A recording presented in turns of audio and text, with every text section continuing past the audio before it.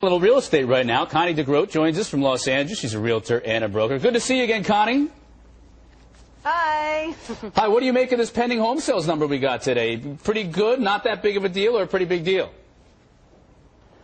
Well, I think it's pretty good. I'm not really surprised because there has been some increased activity. I check different areas in Los Angeles every single week, and I was really surprised about the last month that I saw just so many more sales or more homes pending, and also I saw that there were also in all different price ranges. So this is very good. However, last year, I mean in February, there was a lot going on with the stock market, and we were close to a bottom. Actually in March, but people had lost a lot of wealth, and there was a lot of fear. So you have to kind of take that into consideration. But we're definitely going in the right direction. Now, Connie, what do you attribute that rise to? It's surprising that it was at the end of the year during months of bad weather. Do you think this was simply pent-up demand left from 2009, or are we seeing strong price drops? What do you think's going on there? Well, I think in general, home sellers, especially in the moderately priced homes and the high-end homes, they finally get it. That if you can't overprice a house and have anything happen. So if you want to sell in today's market, most people kind of get it that you need to price your home aggressively or, at the market value. Also, even if you get an offer that is above the market value, most people need a loan. And with today's very, very stringent appraising standards, you're not going to close that escrow, and the buyer's probably going to, be shocked that they almost overpaid, and you might lose them altogether even if you do reduce the price. So I think home sellers are getting it that they have to price initially their homes aggressively, and so that has definitely sped up the sales. Also, I think there's been some good news with the economy, and so people are feeling a little bit more relaxed. I wouldn't say very optimistic, but they're just adjusting to this new environment. Connie, are you seeing a lot of people moving down from a larger, more expensive home to a less expensive home, but staying within the Southern California market? I guess because the reason why I ask is maybe the bigger question, are people moving from other states to Southern California, or is this exodus continuing out of California?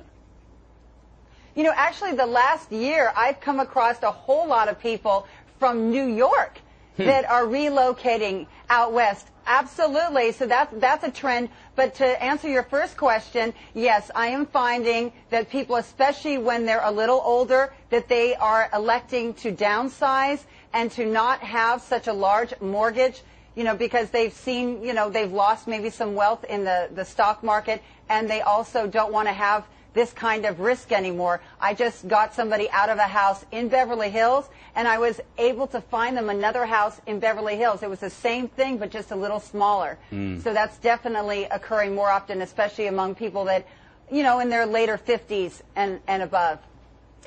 Connie, do you think that we're actually in a point of stability in the housing market, or is this maybe an artificial sense of stability coming from a lot of these programs out of the Obama administration to aid struggling homeowners? We know there's 4.5 million first mortgage loans that are currently in some stage of the foreclosure process. So if we do see foreclosures rise, do you expect a second stage of a housing decline?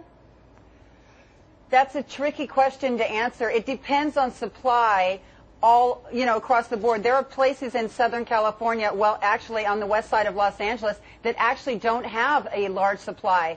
And so those prices are stabilizing. But certainly I feel that a lot of these people that have had loan modifications, the historic rate of redefault within 12 months is about 40%, maybe actually a little higher than that. So these people are going to, unfortunately, probably come back to the give me window, give me more again. And so that is going to affect the market, of course. Also, if rates tend to go up, that's going to shut the door on home buying for many more buyers, and so that could affect the prices. But really, with this whole plan, trying to keep people in the homes that have lost their homes, have lost their jobs, or maybe have filed bankruptcy, which is what I've been reading about. This is something that I think that the banks need to, on a case-by-case basis, decide who they want to work with and who they need to start foreclosure proceedings on, and not for the government to do that, because it's like it might make the housing seem like it's a little better than what it is short term, but long term it sends a terrible message that you need to be responsible for what you do. And it's like rewarding a child that's throwing a tantrum. Short term, yes, give the child what they want, but long term you're going to have this child that grows into an adult that learns all the wrong lessons. So that is what I'm concerned about with some of these plans that are currently proposed. Sage advice, yes. Connie, as always. Thank you so much for joining us today. You, Connie. Thank you. Bye. Connie DeGroat, the Los Angeles realtor and broker. He's talking about all the people moving from New York to Southern California. That surprises me. It's gorgeous there, though. I might be one of those people. Sooner rather than later. We'll figure it out. But